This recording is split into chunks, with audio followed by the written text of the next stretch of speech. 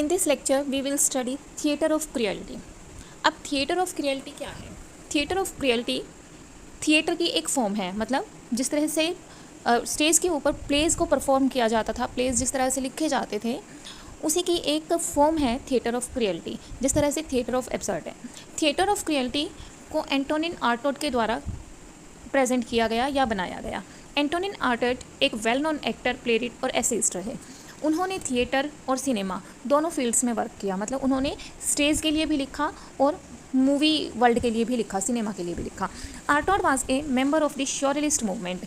ये जो आर्टोट एंटोनिन थे, ये श्योरियलिस्ट मूवमेंट के मेंबर रहे। ये श्योरियलिस्ट मूवमेंट के मेंबर एक ब्रीफ टाइम के लिए, यानी थोड़े से टाइम के लिए ही रहे, 1924 से 1926 तक।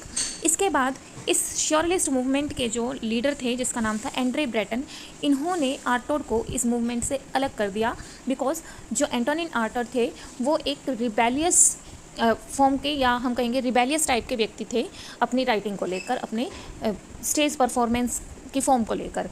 ठीक है, तो जिसके बाद इन्होंने क्या किया, जो थिएटर को लेकर और क्रियल्टी को लेकर इनकी मतलब ओपिनियंस थे, वो सभी लेटर्स की फॉर्म में और एसेज के फॉर्म में लिख दिए और एक बुक में पब्लिश करा दिए, जिससे हमें पता चला कि इनकी स्टेज राइटिंग को लेकर, स्टेज परफॉर्मेंस को लेकर क्या व्यूज़ थे। ठीक है, और इन्हीं स्टेज परफॉर्मेंस को लेकर जो इनके व्यूज़ थे, उन्होंने इन्हें एक बुक के अंदर पब्लिश करा दिया, जिसका नाम था थिएटर एंड इट्स डबल। ठीक, अब थिएटर ऑफ क्रियल्टी को लेकर इनकी जो राइटिंग थी, ठीक है, उसके अंदर इनका थिएटर शब्द से भी वो मीनिंग नहीं था जो वास्तव में होता है, और क्रियल्टी का भी एक अलग मीनिंग इनकी बुक्स में देखा जा सकता था।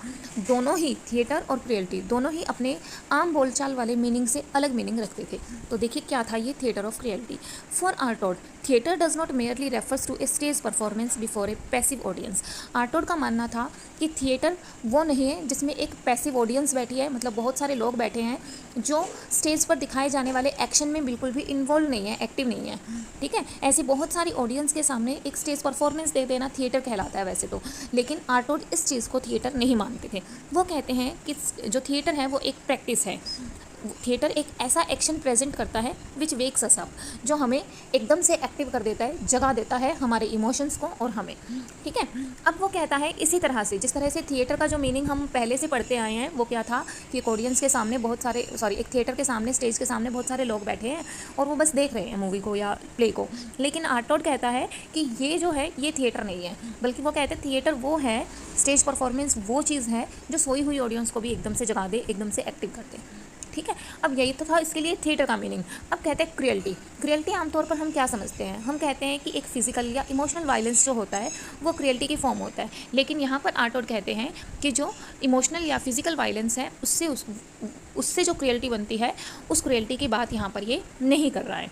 ठीक है, बल्कि कि ये एक ऐसी क्रियल्टी की बात कर रहा है जो थिएटर से रिलेटेड है। वो क्या है, इसने थिएटर ऑफ क्रियल्टी में जो क्रियल्टी वर्ड यूज़ किया है उसको कई तरह से वर्णित किया है। पहला क्या है, it is employed metaphorically to describe the essence of human existence. जो क्रियल्टी है यहाँ पर वो मनुष्य के अस्तित्व को मेटाफर के रूप में, मतलब सिंबॉलिक ढंग से वर्णित करती है। ह्यूमन एग्जिस्टेंस क्या है, हर एक व्यक्ति की जो लाइफ है वो सुख और दुखों से फुल होती है। ठीक है, तो यही जो दुख है ये ह्यूमन एग्जिस्टेंस का आधार है, और इन्हीं ह्यूमन एग्जिस्टेंस का जो आधार है उसे इसने मेटाफर के रूप में, यानी सिंबॉलिक फॉर्म में यहाँ डिस्क्राइब किया है। तो क्या कहता है ये, इसका मतलब है कि जो थिएटर है, यानी कि जो सभी आर्ट है, चाहे वो प्ले राइटिंग है, मूवी है, पेंटिंग है या और कुछ है, ठीक है, कोई भी जो आर्ट है वो क्या करती है, सिग्निफाई करती है उन ब्रुचुअलिटीज़ को, उन मुसीबतों को, उन निर्दयताओं को जो कि मनुष्य की लाइफ के अंदर होती है। और जब वो इन दुखों को सिग्निफाई करती है, एम्बॉडी करती है, तो उन्हें इतना बढ़ा चढ़ा कर दिखाया जाता है कि जो स्पेक्टेटर्स हैं उनको थ्रिल का एक्सपीरियंस हो। दैट मीन्स, फिर से देखेंगे हम, जो पहला यूज़ है आर्टोट ने क्रियल्टी का किया है, वो कहता है कि जो कोई भी आर्ट है, कोई भी जो कला है, जैसे कि पेंटिंग है, म्यूज़िक है या फिर स्टेज परफॉर्मेंस है, ये सभी क्या करती हैं, मनुष्य की लाइफ को दर्शाती हैं। और जब ये मनुष्य की लाइफ को दर्शाती है तो वही क्या है, क्रियल्टी है, थिएटर की क्रियल्टी है। क्योंकि जो थिएटर है जब उसको इस तरह से दिखाता है ना कि जो स्पेक्टेटर्स हैं उनकी जो दबी हुई भावनाएं हैं वो उमड़ कर बाहर आती हैं, मतलब जो दुख उन्होंने लाइफ में देखे हैं वही जब वो टीवी सीरियल्स में या मूवीज़ में या किसी स्टेज परफॉर्मेंस में देख रहे हैं तो उन्हें अपने जो दुख हैं वो बहुत ज़्यादा याद आ जाते हैं। ठीक है, और वो और ज़्यादा दुखों से भर जाते हैं, उनकी आंखों से आंसू बहने लगते हैं या उनका गला घुटने लगता है अंदर ही अंदर दुख के मारे। ठीक है, तो ये क्या है, ये थिएटर ऑफ क्रियलिटी है। थिएटर एक तरह से जो स्टेज परफॉर्मेंस है वो लोगों को दुख दे रही है, उन्हें वही दुख दिखाकर जो कि वास्तव में उन्होंने झेले हैं या फिर जिन्हें वो नहीं झेलना चाहते हैं। तो ये क्या है, ये थिएटर ऑफ क्रियलिटी का एक फॉर्म है। ये जो थिएटर ऑफ क्रियलिटी है ये मतलब एक क्लींजिंग इफेक्ट का काम करती है। मतलब जो स्पेक्टेटर्स हैं उनके ऊपर जो दुख आए हैं उन्हें क्लींस करके बाहर निकाल देने का ये काम करती है। तो पहला मीनिंग क्या हुआ, उन ब्रूचुअलिटी को एज इट इज़ दिखाना जो कि वास्तव है। नेक्स्ट क्या है, second use of the term cruelty was cruelty as the theatrical presentation. Cruelty को थिएटर की प्रेजेंटेशन की फॉर्म में दिखाना, ऑब्वियसली ये है। और जैसा हमने अभी फर्स्ट यूज़ में रीड किया ना, उसी को एंटोनी आर्टोड कहते हैं कि जो क्रियलिटी है एक थिएट्रिकल प्रेजेंटेशन के तौर पर भी दिखाई जा सकती है। दैट मीन्स क्या है, पहले फॉर्म में हमने, पहले यूज़ में हमने पढ़ा क्रियलिटी के कि जो क्रियलिटी है वो ह्यूमन एग्जिस्टेंस को, ह्यूमन सफरिंग्स को दिखाती है और स्पेक्टेटर्स उसको देखकर एक इस तरह से क्रियलिटी फील करते हैं जैसे वो उनके ऊपर अभी हो रहा है, जो दिखाया जा रहा है। इसी को आगे वर्णित करता है वो सेकंड यूज़ में। और सेकंड यूज़ क्या है, थिएट्रिकल प्रेजेंटेशन के तौर पर क्रियलिटी को दिखाना। अब यहाँ पर जब वो क्रियलिटी को थिएट्रिकल प्रेजेंटेशन के तौर पर दिखाता है तो क्या होता है, जो स्पेक्टेटर्स हैं वो अपने आप को एक्शन के सेंटर में उलझा हुआ या फंसा हुआ पाते हैं। मतलब जो कहानी के अंदर, मूवी के अंदर या स्टेज पर दिखाया जा रहा है, स्पेक्टेटर्स को ऐसा लगता है कि वो खुद उसके अंदर घुस गए हैं। ठीक है, मतलब उन्हें ये लगता है कि वो एक पैसिव ऑडियंस नहीं है बल्कि वो एक एक्टिव ऑडियंस बन गई है। वो उन दुखों को, उन सुखों को फील कर रहे हैं वहाँ पर। ठीक, forcing them to engage with the performance on an instinctive level. और इस तरह से जब क्रियलिटी को प्रेजेंट किया जाता है, थिएटर को प्रेजेंट किया जाता है, तो जो ऑडियंस है वो एक इंस्टिंक्टिव लेवल पर अपने आप को इंगेज कर लेती है उस परफॉर्मेंस के अंदर। और आर्टोड को लगता है कि ये करना बहुत ही क्रियल है, क्योंकि अगर मान लो कोई बहुत ही दुख भरा जो सीन है या दुख भरा जो प्ले है वो दिखाया जा रहा है और ऑडियंस इस तरह से फील करती है कि जैसे वो इस प्ले के अंदर खुद को अनुभव कर रही है, तो दैट मीन्स क्या है, वो उस क्रियलिटी को अपने ऊपर झेलता हुआ महसूस कर रही है जो कि प्ले के अंदर दिखाई जा रही है। तो ये ऑब्वियसली राइटर का या एक्टर का एक, हम कहेंगे कि क्रियलिटी है अपने ऑडियंस के ऊपर। ठीक है, लेकिन आर्टोड भी मानता है कि ये क्रियल है, लेकिन वो मानता है कि ये स्पेक्टेटर्स के लिए नेसेसरी भी है ताकि उन्हें एक तरह से शॉकिंग अफेक्ट मिल सके उस प्लेजर से जो वो उस स्टेज परफॉर्मेंस को देखकर प्राप्त करना चाहते हैं। मतलब स्टेज परफॉर्मेंस को देखकर वो प्लेजर प्राप्त कर रहे हैं, लेकिन प्लेजर के साथ साथ यहाँ एक शॉकिंग अफेक्ट यानी कि थ्रिलिंग एक्सपीरियंस भी उन्हें मिलता है, बिकॉज उन्हें क्या लगता है कि वो उन सारी घटनाओं को खुद जी रहे हैं जो कि उस प्ले के अंदर दिखाई जा रही है। आगे देखिए क्या कहता है, Artaud sought to remove aesthetic distance, bringing the audience into direct contact with the danger of life। जो आर्टोड है वो उस एस्थेटिक डिस्टेंस को ख़त्म कर देता है अपने प्ले से। और मतलब एस्थेटिक डिस्टेंस मतलब एक होता है जब हम प्ले देख रहे हैं, किसी परफॉर्मेंस को देख रहे हैं, तो हमें पता है कि हम सिर्फ एक प्ले देख रहे हैं और ये वास्तविकता नहीं है। और वहाँ पर हम देखते हैं कि जो एक्टर है वो कितने अच्छे से एक्टिंग कर रहा है, उसके हाव भाव कितने अच्छे हैं, उसने क्या अच्छा पहना है, कितने अच्छे से वो गा रहा है, खा रहा है, पी रहा है। ठीक, तो ये जो चीज़ें हैं ये होती है एस्थेटिक। लेकिन जो आर्टोड है वो यहाँ पर इस एस्थेटिक डिस्टेंस को रिमूव कर देता है, क्योंकि ऑडियंस को क्या लगता है, वो एक्टर्स जो हैं वो रियल हैं। वो जिस टाइम तक वो प्ले देख रहे हैं उन्हें लगता है कि वो रियल है और वो उन्हीं के साथ अपनी लाइफ को शेयर कर रहे हैं। ठीक, तो इस तरह से ये एस्थेटिक डिस्टेंस को रिमूव करता है और ऑडियंस को डायरेक्टली लाइफ के डेंजर्स के लिए एक्सपोज कर देता है, क्योंकि ऑडियंस को लगता है कि वो वास्तव में उस दुख को सहन कर रहे हैं जो कि प्ले में दिखाया जा रहा है। तो इस तरह से वो डेंजर ऑफ लाइफ को के लिए खुद को एक्सपोज कर देते हैं वहाँ पर। इस तरह से जो आर्टोड है वो थिएटर को एक ऐसे प्लेस में कन्वर्ट कर देता है जिसमें कि जो ऑडियंस है वो उन खतरों के प्रति, उन दुखों के प्रति खुद को एक्सपोज किए हुए हैं, खुला छोड़े हुए हैं, बजाय कि अपने आप को सेव करने के। और आर्टेड जो है वो क्या कहते हैं, committing an act of cruelty upon them. इस तरह से जो राइटर है वो ऑडियंस के ऊपर एक क्रियलिटी का एक्ट कर रहा है, इसी को कहते हैं थिएटर ऑफ क्रियलिटी। आई थिंक आपको अच्छे से समझ आ गया होगा ये अभी तक कि थिएटर ऑफ क्रियलिटी आखिर है क्या। थिएटर ऑफ क्रियलिटी क्या है? थिएटर ऑफ क्रियलिटी है इस तरह से परफॉर्म करना, इस तरह से एक्ट करना या दिखाना कि ऑडियंस को लगे कि वो जो चीज़ें दिखाई जा रही हैं वो खुद उनके ऊपर हो रही हैं, बजाय कि एक नाटक के फॉर्म में उनको देखने के। आगे देखिए क्या कहता है, ही also placed a great emphasis on sound rather than word और डायलॉग। अब ये क्रियलिटी इफेक्ट को क्रिएट करने के लिए वो क्या करता है, साउंड्स का यूज़ करता है बजाय के डायलॉग्स के। मतलब म्यूज़िक का यूज़ करता है, ऐसे म्यूज़िक का जिससे कि ऑडियंस के ऊपर एक जो जीवंत एक्सपीरियंस है वो उनको वहाँ से मिल सके। जैसे अगर आप हॉरर मूवीज़ में देखते हो तो वहाँ पर म्यूज़िक का ज़्यादा यूज़ होता है हॉरर जो टेक्निक्स हैं उनको क्रिएट करने के लिए, बजाय कि डायलॉग्स के। ठीक, अब यहाँ पर जो साउंड्स हैं वो कैसी होती हैं, loud cries, screams, eerie sounds और noise causing the audience to become uncomfortable. ये इस तरह की साउंड्स यूज़ की जाती है ताकि जो ऑडियंस है वो अनकम्फर्टेबल फील करे, एकदम से डर जाए, एकदम से दुखी हो जाए, ठीक है। सस्पेंस के टाइम पर एकदम से ढोलक का बजना, ड्रम का बजना, ठीक। तो ये सारी चीज़ें क्या हैं, ये ऐसा इफेक्ट क्रिएट करने के लिए यूज़ की जाने वाली साउंड्स हैं जो कि राइटर या जो प्लेरिट है वो क्रिएट करना चाहता है अपने ऑडियंस पर। Words were insufficient medium of expression. इस तरह की परफॉर्मेंसेस के लिए जो शब्द हैं वो इनसफिशिएंट होते हैं, वो अफेक्ट क्रिएट करने में ऑडियंस पर, जो कि वास्तव में किया जाना है। फाइनली ये तो थे, हमने रीड किया 2 यूज़, ठीक है। पहला यूज़ क्या था थिएटर ऑफ क्रिएलिटी का, पहला यूज़ था कि जो ह्यूमन एग्जिस्टेंस है उसके दुखों को दिखाना, दूसरा था थिएटर के लिए थिएट्रिकल प्रेजेंटेशन के तौर पर क्रिएलिटी को यूज़ करना, और तीसरा है फिलोसफिकल व्यूज़। मतलब जब वो लाइफ के दुखों को, सुखों को वर्णित कर रहा है अपने प्लेस के माध्यम से, तो ऑब्वियसली वो क्रिएलिटी को फिलोसफिकल ढंग से प्रयोग कर रहा है। तो ये थे आपके 3 यूज़ जिनसे कि वो क्या कर रहा है, थिएटर ऑफ क्रिएलिटी को प्रेजेंट कर रहा है। इसके बाद देखिए आगे क्या कहता है। आर्टोड क्या चाहते थे, आर्टोड चाहते थे कि जो स्टेज है और ऑडिटोरियम है जिसके ऊपर की किसी भी नाटक को एक्ट करके दिखाया जाता है, ये दोनों चीज़ें बंद हो जाए।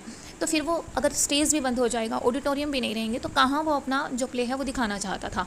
To do away with set and props and mask. वो चाहता था कि कोई भी परफॉर्मेंस टीम के साथ, प्रॉप्स के साथ और मास्क के साथ की जाए। He envision this performance space as an empty room with the audience speed in centre and actor performing all around them.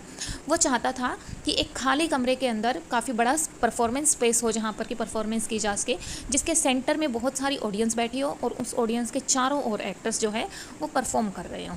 इस तरह से वो चाहता था, और यहाँ पर अच्छी अच्छी साउंड्स हों और लाइट्स हों ताकि ऑडियंस की जो सेंसिबिलिटी है वो कम्प्लीटली प्ले के अंदर इन्वॉल्व हो जाए, ठीक है। आर्टोड का मानना था कि जो ऑडियंस का रेजिस्टेंस है वो इस तरह के मेथड्स को यूज़ करके ख़त्म किया जा सकता है। दैट मीन्स ऑडियंस को कम्प्लीटली इधर उधर भटकने से उनके ध्यान को रोका जा सकता है और कम्प्लीटली प्ले के अंदर इन्वॉल्व किया जा सकता है इस तरह से।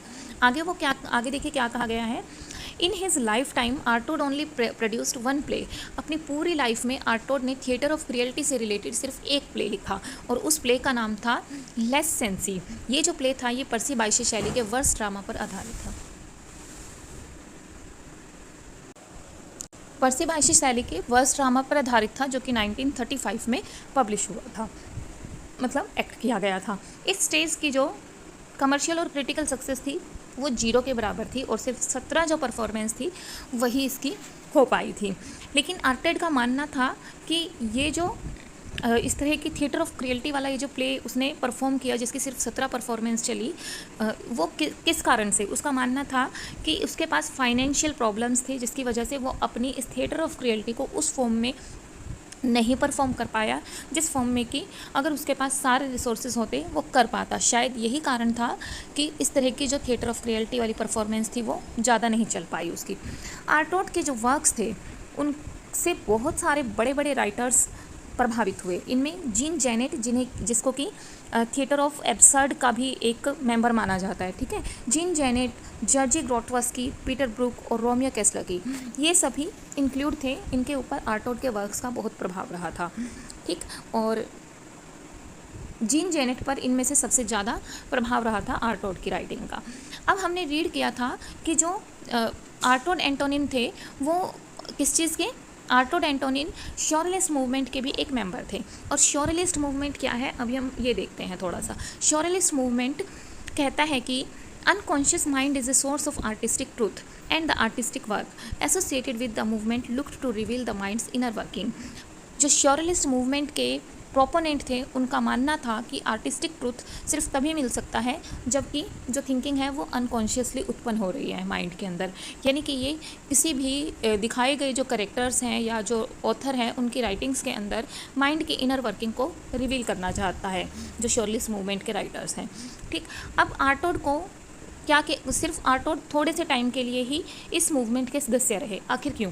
क्योंकि आर्टोड की जो पर्सनैलिटी थी वो अनकंट्रोलेबल थी, लगातार उनके मन में रिवोल्ट की भावना रहती थी, मतलब वो एक अलग स्टाइल लिटरेचर के अंदर लेकर आना चाहते थे, जिसके वजह से एंड्रे ब्रेटन ने उनको एक्सकम्युनिकेट कर दिया, मतलब इस मूवमेंट से बाहर कर दिया। जब वो इस मूवमेंट से बाहर हो गए तो उन्होंने अपनी सारी थियोरीज, अपने सारे ओपिनियंस को ऐसे और लेटर्स की फॉर्म में लिखा और कलेक्ट करके एक book theatre and it's double में पब्लिश करा दिया। Artaud went on to publish his major works on the theatre of reality. The theatre and its double 7 years later in 1938. ये उन्होंने 1931 में लिखा और 1938 में पब्लिश करा दिया. The theatre of reality can be seen as a break from traditional western theatre. जैसा कि हम पहले ही रीड कर चुके हैं, theatre of reality क्या है, जो ट्रेडिशनल वेस्टर्न थिएटर हैं उनसे काफ़ी अलग हैं. ठीक है, एक तो इसके अंदर जो राइटर है वो कहता है कि जो ऑडियंस है वो पैसिव नहीं बल्कि एक्टिव होनी चाहिए. दूसरा वो क्या कहता है कि जो थिएटर्स हैं वो ऑडिटोरियम और स्टेज पर नहीं होनी चाहिए बल्कि कि ओपन स्पेसेस में होनी चाहिए, जिसके चारों जहाँ पर सेंटर में ऑडियंस हो और चारों ओर उनके एक्ट हो रहा हो. ठीक, तो ये ट्रेडिशनल वेस्टर्न थिएटर से काफ़ी अलग था. It can also be understood as a means by which artist assault the sense of audience. और थिएटर ऑफ क्रियलिटी को अगर हम एक लाइन में समझना चाहते हैं तो थिएटर ऑफ क्रियलिटी वो परफॉर्मेंस है जहाँ पर आर्टिस्ट ऑडियंस की सेंसेस के ऊपर अटैक करते हैं, मतलब ऑडियंस की भावनाओं पर अटैक करते हैं. ऑब्वियसली क्योंकि जो ऑडियंस है वो उन सुख दुखों को बिल्कुल अपना समझकर वहाँ पर झेलती है. Though only momentarily an official member of the group, movement theory shaped Artaud's development of the theatre of reality. यद्यपि जो एंटोनिन आर्टेड थे वो श्योरिलिस्ट मूवमेंट के मेंबर थोड़े समय के लिए रहे थे, लेकिन फिर भी इस मूवमेंट की जो थियोरीज थी, गतिविधियाँ थी, उन्होंने उनकी उन विचारों को शेप प्रदान की जिसकी वजह से उन्होंने थिएटर ऑफ रियलिटी को डेवलप किया. ठीक है, he directed only production at the theatre. उन्होंने एक रोजर विट्रिक नाम के प्लेरिट के साथ एक और थिएटर बनाया जिसका नाम था थिएटर एल्फ्रेड जेरी, जो कि थोड़े समय के लिए ही चला. और इस थिएटर में उन्होंने सभी प्लेस को खुद डायरेक्ट किया and explored many of the ideas. और यहाँ पर उसने बहुत सारे नए नए आइडियाज़ भी सीखे. इसके बाद क्या कहता है, these ideas were later articulate in his writings on the theatre of reality. और ये जो आइडियाज़ थे ये बाद में उनकी थिएटर ऑफ रियलिटी वाली राइटिंग के अंदर सामने आए. 1931 में आर्टोड ने एक बालिनीज डांस देखा. बालिनीज क्या है, इंडोनेशिया, बाली आपने सुना होगा, तो वहाँ की बाली प्लेस का नाम है. वहाँ की जो कल्चरल डांस परफॉर्मेंस है उसको कहा गया है बालिनीज डांस ट्रॉप. ठीक है, तो इस बालिनीज डांस ट्रॉप परफॉर्मेंस को एक बार 1931 में आर्टोड ने पेरिस कॉलोनियल एग्जीबिशन में देखा. और वहाँ पर ये जो डांस परफॉर्मेंस थी ये जब उसने देखी तो उसने देखा कि जो बालिनीज डांस था वो बाकी जो कन्वेंशनल परफॉर्मेंसेज हैं उनसे काफ़ी अलग था. और इस तरह से उसने जब देखा कि वो जो डांसर्स थे वो उनके हाव भाव से, उनकी फिजिकलिटी से बहुत ज़्यादा हैरान हुआ, बहुत ज़्यादा शौक में आया. तो इसी को देखकर उसके मन में आया कि एक नई फॉर्म थिएटर के अंदर प्रोड्यूस की जानी चाहिए. और इसको देखकर उन्होंने थिएटर ऑफ रियलिटी को प्रोड्यूस किया. ठीक है, ये था आपका complete lecture on theatre of reality. I hope आप सभी को समझ आया होगा.